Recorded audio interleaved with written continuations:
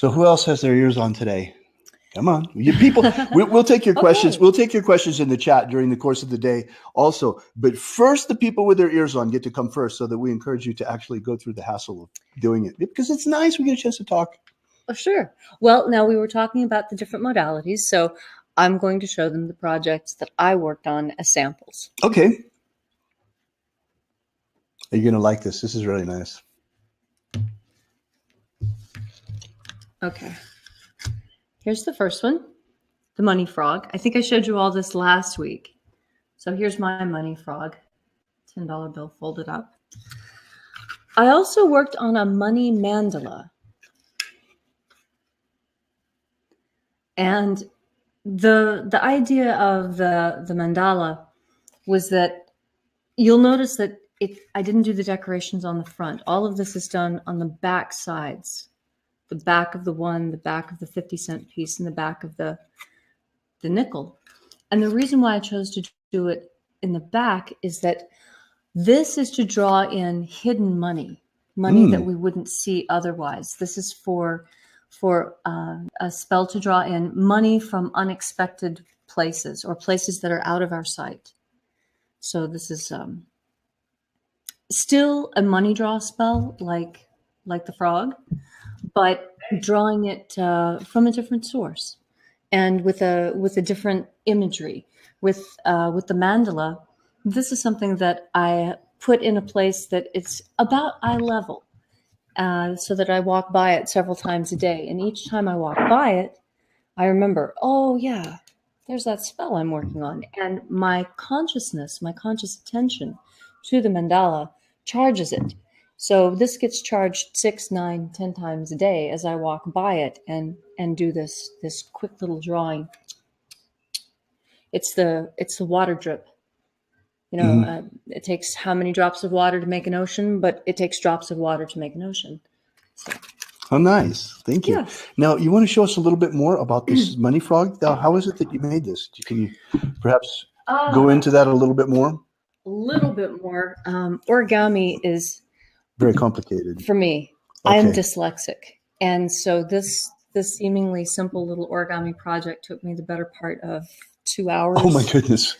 Well, I'm not going to ask you to disassemble it and reassemble it for us here. Disassemble this. I'm really not sure I can get it back together. Okay, all right. But I am working on fixing the instructions so that they are more understandable, because guaranteed, if I can understand the instructions, you're going to be able to understand the instructions. And I have these instructions almost perfect for you. Okay, let's see. We had Paulo just in the room a second ago. Is he still here? Oh. Hold on a second. Yeah, Lawrence, you're up next, but Paulo was first. There he is. Hey. Okay, he's already here. Hey, Paulo. Good to see you. How are you? Hey, hold on a second. Let's get our ears on so we can hear you as well. Exactly. Got it. Hey, Paulo. How are you nice today? Can you hear me clearly? How are things in Spain? Good. You were talking about previously about having a coffee and starting the day, and here actually it's 9 p.m. so it's about to end. Oh wow! Oh wow! Like so hot and so warm here. Yeah, it was really fun this morning. We did our first webinar in Spanish in a really long time. It was really great fun. Awesome. Yeah. I had a great time watching Leslie trip over her tongue trying to. I'm kidding. Well, I understand that Spanish for a English-speaking person is hard. Oh, wonderful. Well, so, how did your homework go? Your homework assignment? Good. I've been working with the shape-shifting method. And hey, great. Wonderful. And at first, it was a bit hard for me because it was like I don't know, difficult to really appreciate the results of the spell. Like, how do I check this is working or not? Right. So that was the main problem. But I like when I was doing it, I was really feeling it. So I mean, the process was cool, but the difficult part was to check if the spell was working or not. Right. Okay. So the way you would check it is you would try and use one of the skills that are uniquely associated with that creature. For example, when I'm working with owl, the way I check to see if it took is I try and see something in the dark. How is my night Okay. vision? Is it better than it used to be? It should be if my owl magic is working. Okay. Cool. I have And a question also yeah, about like the second part of the shape shifting spell, that it was okay. make an I don't know if it's invocation of your magical pet. Oh, invocation of a magical pet. That's a good idea. Yeah. I didn't do that yet, Okay. but Okay. as you were explaining it, I was having this doubt of, is this magical pet like myself with all the traits and all the features that I choose when I did the shape shifting stuff? Okay, this is a really interesting question. I Well- hope I'm understanding your question Okay. properly. If I'm not, I'm taking advantage of it to give a lesson in magic in any case. Okay. And then I'll restate Okay. the question and try again. Okay, a magical pet is a great idea. What you're really doing is you're creating a spirit. You're creating your own magical entity. Yes. This is what a familiar really is. Yeah, exactly. And as a matter of fact, okay, this may surprise you, but when you look at the grimoires and you see these books of spirits, what are all of these spirits? Where did they come from? What they actually are, this may be, a bit of a eye opener and maybe even some contentious for some armchair magicians who think they know a lot. But the truth is that these books of grimoires and hierarchies of spirits and things are all created entities created by the will and intention of magicians of the past. Wow. Yeah. So That is cool, because actually I was having a conversation with a friend about is there really a hell? Do this all these bad spirits exist? Right. And Mhm. all this, and I was like, well, I guess they do, because you can Yes. invocate them and you can work with them, right? It's not that Mhm. we go there in the Catholic way, but Right, Mhm. because right. I feel like what I do think is that humans are not that kind of spirit, so we wouldn't go to the bad place. right. Right. That does exist, right? Yes. Mhm. Okay, that was my question. Yeah. Because Yeah. I Well, saw once a video of you two talking about demonic invocation and all that, and I was like, what is this really about? What demonic evocation? Is that what you're asking about? Yeah. Okay. This is look, it's a complex subject. And this is a whole webinar in and of itself to really get to the bottom of explaining what this is. And we've done it in the past. We'll do it again in the future. But I just want to maybe say one or two things about that. Okay. The so-called black magicians that are running around invoking Lucifer or whatever they're doing, it's utter whatever. Maybe they get something out of it, but it's utter nonsense in terms of from a magical point of view. Okay. The Clifford, the adverse forces in the Golden Dawn have a very specific role and function. They're there. In those days, the tree of life, the Kabbalistic tree of life, in a way can be understood as an ancient form of psychology, an ancient psychological school. And it's very wise because we have the highest world, the four worlds of Kabbalah, the highest world coming down into physical manifestation. And beyond the physical manifestation, we have the world of the shells, the Clifford, the demons, the negative forces. Okay. Which in Jungian psychology, they would call the repressed contents of the shadow of the unconscious mind. Okay. So this is like the demons from a psycho. Okay, look, there are so many models of magic. You can look at magic from a whole bunch of different perspectives. I'm using right now a psychological model in order to make a point with you and explain to you something about magic.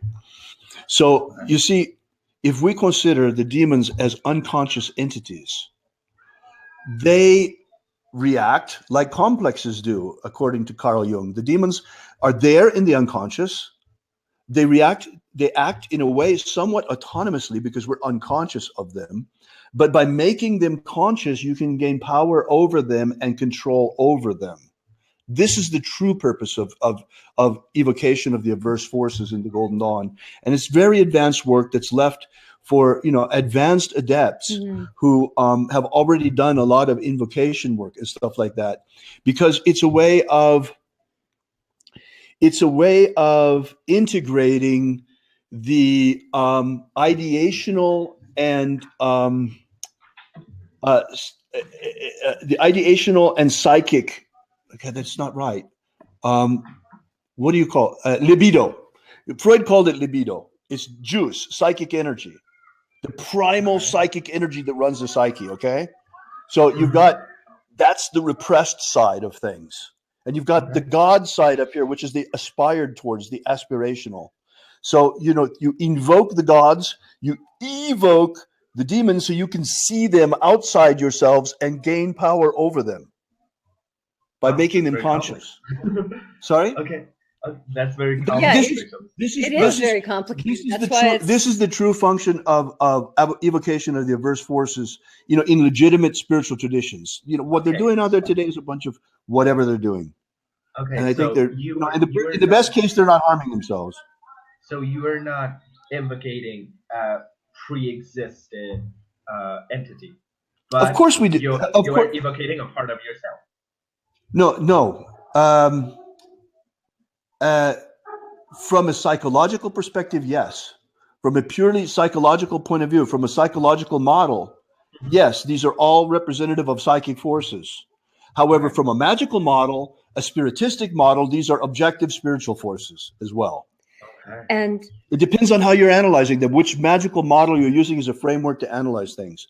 It's useful to analyze things from multiple paradigms of magic because you see them differently according to the paradigm you're looking from. And at times, for one lesson, one is useful, and for other lessons, others are useful. Because the science that we have today and the language that we're hamstrung with really put us in a box as to how we can communicate these ideas to each other. On the edge of every science lies magic. And at the center of magic lies science. Cynthia says, so it's like a self-exorcism, exactly what it is. Very much like a Very much like a self-exorcism. Yes, and that's why it is so incredibly dangerous. Because if you're going to push these forces out of yourself and have a look at them, you don't want them to get loose and running amok. And because once you've looked at them, you don't want to obsess over them and have them running around like a squirrel cage in your brain. These are things that can be done safely, but I mean, it's much better done in an initiatic context, in a well-established school like the Golden Dawn, and not just be messed with willy-nilly because you happen to buy a copy of something someone calls the Necronomicon. Right. Okay. Anyway, I don't want to get on too much of a high horse about this kind of thing, but I did want to give you a serious answer to your question. Listen, we're going to move on, Paolo. Thank you. It was wonderful talking to you today. Can I make just one single question more? Sure.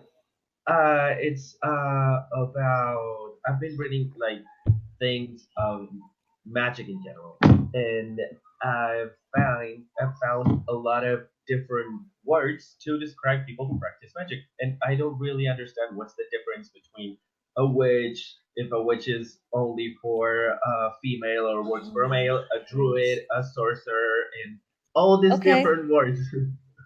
Right. Okay. Again, this is another place. This is a question for the Witch Queen. I got this one. Okay. So a druid is someone who's associated with the Druidic faith. So they're a flavor of pagan, but they're not a witch. And so within the non-traditional religious community, and by traditional I mean the big three of the Abrahamic religions, Buddhism and Hinduism. Okay, once you get past the big three, then there's the rest of us. And the rest of us are various flavors of pagan. Pagan being anyone who is outside the majority religious system. Within that definition of paganism, you can either divide it out into branches. For example, those who revere the son or youth, those who revere the father or paternity, and those who revere the mother or maternity. Okay. We happen to be led by a patriarchal system, which, although reveres the son, would be listed under primarily a father worship. Okay. In paganism, it's set up similarly. So you have paganism, you have Lawrence, witches you're over on here. next.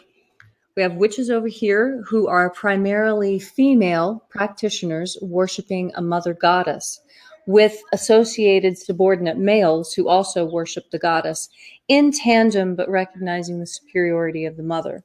There are other pagan traditions, for example, the Egyptian faith, where it is the patriarchy that takes precedence. So you have this great pantheon, but it is led by a man. Greece, the Greek pantheon, the Roman pantheon. Most of the other pagans are structured that way. The Druids are unusual in that they worship trees. Yeah, I And knew that they had a lot to do with nature and the Celtic and all that stuff. right, but they're very particular because they're tree philosophers, and all of their magics and all of their teachings are based around trees, whereas witches are more eclectic. They'll use rocks, streams, mountains, twigs, herbs, whatever they can get their little fists on. But Druids, they do smells, right? Yes, and they have different traditions. Theirs is a more refined tradition. For example, I would say that witchcraft is more of a shamanic tradition, whereas Druidism represents the priestification of shamanic nature worship. It's like if it's very nicely as a transitional religious system between paganism and Christianity, because it did have a fusing of the nature with the imposition of the deeply philosophical and the importance of the repeated word. Witches felt that the repeated emotion was what was important, but the Druids were really the first, through the bardic tradition, to emphasize the importance of the repeated word. That was picked up by the witches, and when the Christians came, it was very easy to convert the Druids and kill the witches and condense the spirituality of the island. I ask this because I've been like very interested in Wicca lately, and I found that it's like primarily practiced only by women. And I said, a man cannot practice Wicca. Does a man? No. Men Is a are man absolutely witch too? crucial. And see what the problem is that we're running into are neo-pagans versus traditional pagans. David and I represent traditional pagans. Traditional pagans feel that men and women practice together in a binomial heterosexual pair in order for the magic to be proper and traditional. Okay. Neo-practitioners will have a different variation of this. Many of the witches that you're running into are progressive witches who have been brainwashed, for lack of a better term, by the modern university educational system and weaponized feminism. And it's a very destructive faith that I'm working very hard to re-educate women as to the mistakes that they have made in their practice. But it's very difficult because witchcraft, we don't have a centralized authority, which is partly where our power lies, which is also where our weakness lies, because once infiltrated with a weaponized idea, it's very difficult to root that idea out until the actual group has destroyed itself. Yes, and actually the two people who have Paulo, thanks for coming on. We got Lawrence on deck. He's been waiting here patiently for so long. Too many All right. Sorry. Okay, thanks. We'll see you later, Paulo. Bye. Bye.